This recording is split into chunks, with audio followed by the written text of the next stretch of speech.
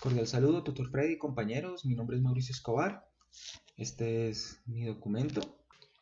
Bueno, esta es la tarea 3 de este componente de física electrónica, introducción a la lógica digital y circuitos combinacionales.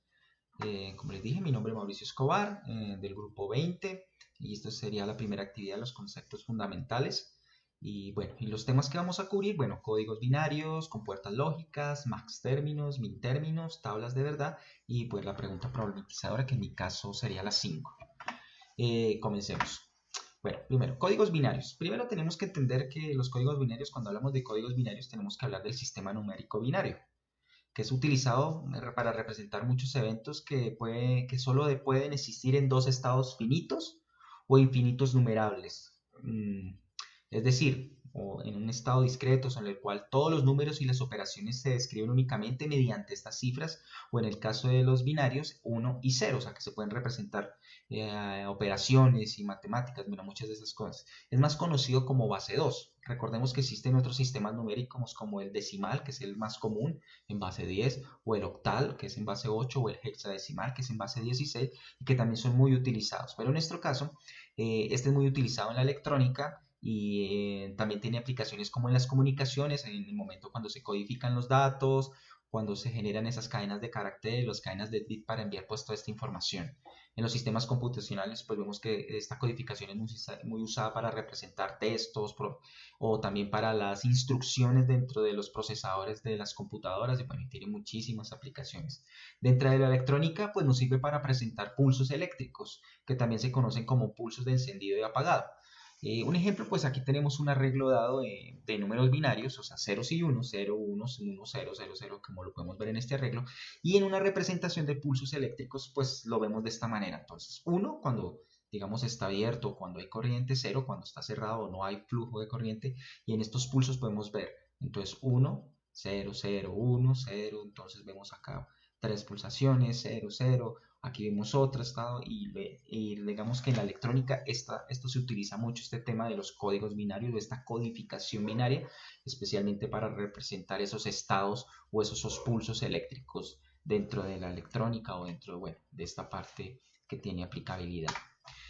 Compuertas lógicas, bueno, para hablar de compuertas lógicas, pues lo primero son circuitos electrónicos conformados internamente por transistores que se encuentran con arreglos especiales con los que se otorgan señales de voltaje como resultado de una salida de forma booleana. Están obtenidos por operaciones lógicas binarias, o sea, suma, multiplicación. También hay negaciones, afirmaciones, incluyen o excluyentes, según las propiedades lógicas que tenga cada compuerta.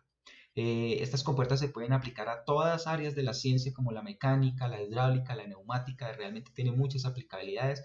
En la mayor donde la vemos nosotros es en la electrónica, que vemos como un ejemplo, ¿cierto?, de algunas compuertas o sus representaciones, digamos, gráficas de estas compuertas lógicas, generalmente son unos circuitos integrados. Y vemos, bueno, muchas de esas aplicabilidades que puede tener representados en eso y cómo funciona.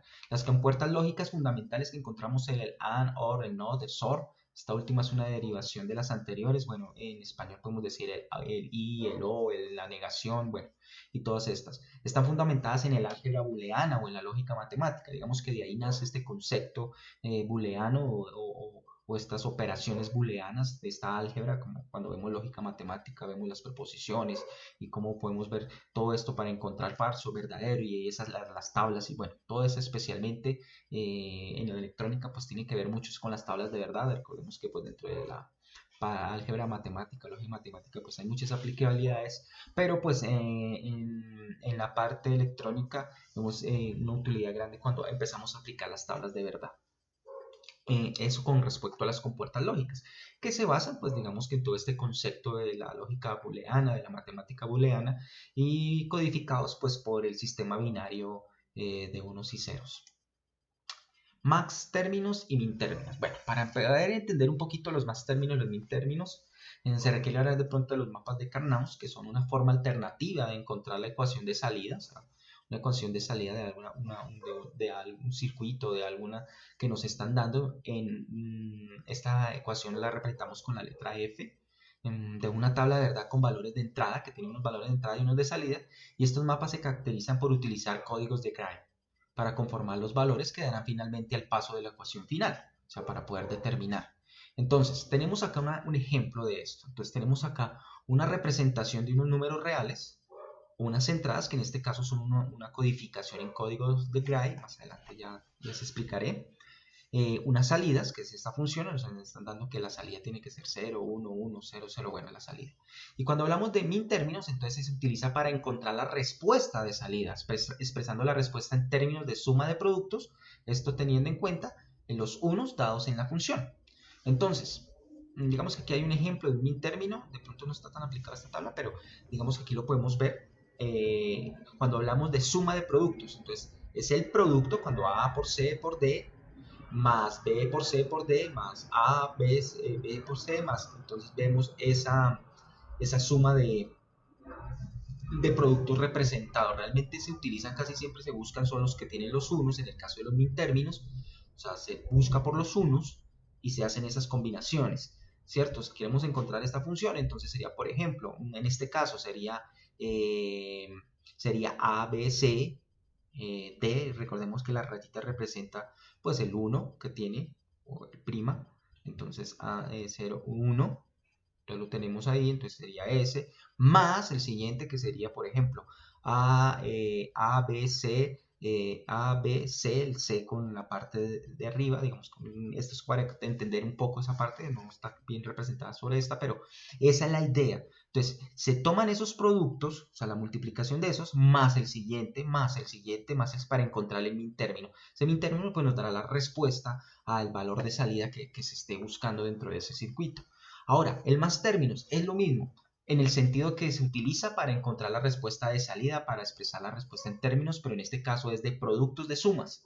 Entonces, aquí en este caso es que, a diferencia de este, que es una suma de productos, o sea, primero los productos, después la suma, acá es al contrario, primero las sumas y después dentro de esas sumas los productos.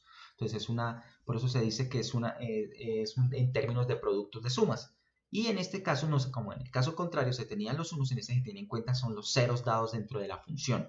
Entonces vemos acá a b, que tenemos ABC, bueno, más es igual a ABC más D, por ejemplo, mirando esta, los ceros dados, entonces A, B, C más C, de pronto nos encontramos con un A, B, C, bueno, aquí digamos lo mismo, no están todos los términos, pero esa es la idea. Entonces se van organizando y ahí lo mismo, por medio de los más términos, entonces son las dos, estas tablas, este mapa se arma, pero las respuestas para encontrar esas soluciones se utilizan los min términos o los más términos. ¿En qué momento usarlos? Bueno, depende pues de qué tanto nos queramos complicar. Realmente si por ejemplo tenemos muchos ceros, perdón, tenemos muy poquitos unos dentro del mapa que nos dan o el mapa que hemos hallado o hemos encontrado, pues nos convendría más hacer por los min términos porque entre menos unos pues hacemos menos operaciones. Si por el contrario tenemos muchísimos unos pero poquitos ceros, entonces nos podemos ir por los más términos y lo mismo, entonces vamos a hacer menos operaciones y digamos que ahí sería una de las opciones de decisión para poder realizar o escoger una de las dos maneras de hacerlo. Si los dos son iguales, pues bueno, ahí sí ya queda decisión de cada quien. Siguiente, tabla de verdad. Bueno, una tabla de verdad o también denominada tabla de valores de verdad. Es una tabla que muestra el valor de verdad de una proposición compuesta para cada combinación de verdad que se quiera asignar. Entonces, recordemos que esto viene de la lógica matemática, de todo esto, de las proposiciones, recordemos el tema de las proposiciones, verdadero, falso, que si necesitábamos, dependiendo de la cantidad de proposiciones que tengamos y el tipo de proposiciones que quedamos, si son A, I, O, bueno. Entonces, por ejemplo, aquí vemos un ejemplo de una tabla, entonces, donde tenemos verdadero, verdadero, verdadero, falso, falso, verdadero, falso, falso, y dependiendo, pues, de las combinaciones, de lo que queramos hacer, si es un AND, si es un IN, si es un OR, si es un NOT, si es un SOR, bueno, todas estas cosas. Entonces, así mismo se configura. Por ejemplo, en este caso tenemos que la única manera para que sea falso es que la primera proposición sea verdadera y la segunda sea falsa. Eso dando un recorderis para todo lo que tiene que ver con esta parte de la lógica matemática o de la lógica booleana o el álgebra booleana. Tienen definido como formato de valores de entrada tanto como de salida definidos por las circunstancias o características, las cuales nos permiten analizar cualquier fórmula, hallar sus valores de verdad o si es un razonamiento es válido o no. Constituye un procedimiento de decisión que en un número finito de pasos nos dice si una fórmula es tautológica o no. Por ejemplo, aquí tenemos una tabla tautológica, que quiere decir que todos sus resultados nos dan una verdad. Entonces nos están colocando dos proposiciones, en este caso la misma, 1 y 1, 1 y 0 y 0, y en este caso para que sea verdad, entonces los dos tienen que ser o verdaderos o falsos. Entonces, en este caso, esto nos permite poder hallar como vimos anteriormente, por ejemplo, los mapas de Karnaugh, se utiliza mucho este tipo de formatos y nos va a permitir encontrar, pues digamos, en la electrónica, como estamos trabajando con binarios, en estados, entonces, para poder definir en qué momento, no sé, por ejemplo, en qué momento puede estar apagado un componente o una parte de un circuito, y estas tablas de verdad nos van a decir en qué momento, dependiendo pues las compuertas lógicas que utilicemos, qué momento, según la configuración, debería estar encendido o debería estar apagado.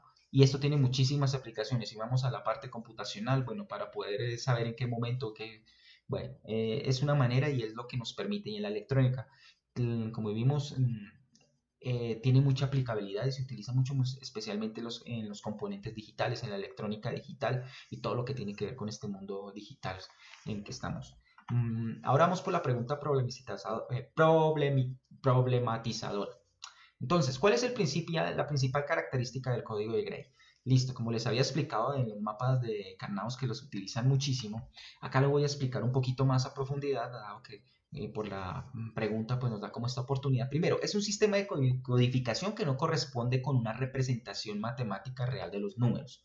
O sea, ¿qué quiere decir? Simplemente estamos reemplazando por medio de este código poder tener una representación de un número dentro de un código. Es un código. Digamos, por ejemplo, cuando hablamos de codificación, por ejemplo, no sé, en un CARDES, cuando hablamos de un producto, entonces vamos a asignarle que al jabón le vamos a colocar el código 005. Es eso. Aquí más o menos lo que hacen los códigos de Grace es lo mismo. Lo que pasa es que es una representación sistemática y cíclica y en un orden específico. No es que yo los dé arbitrariamente, sino se ordenan conforme al propósito que yo tenga o al propósito que se le quiera dar. Y para ello pues hay un proceso de ordenamiento secuencial que nos permita dar ese orden lógico que pueda tener. Pero es para poder representar, por ejemplo, esos números reales en un código binario y que ya pueda ser llevado, por ejemplo, a un sistema informático. Estas se caracterizan porque son un símbolo consecutivo que solo cambia un bit, y además se puede verificar que al permutar las columnas del código, este nuevo código sigue siendo un código de Gray. O sea, cuando hay esos cambios dentro de esos, o que va creciendo, por decirlo de alguna manera, cuando vamos ampliando más bits o cuando hay la necesidad de ampliar más bits. Partiendo de un número de bits determinado, se realiza la combinación de acuerdo a las normas de Gray. La principal característica de este código es que los números consecutivos, cualquiera que sean, se diferencian solo de un bit. O sea, tienen una distancia de un 1 o de un espacio.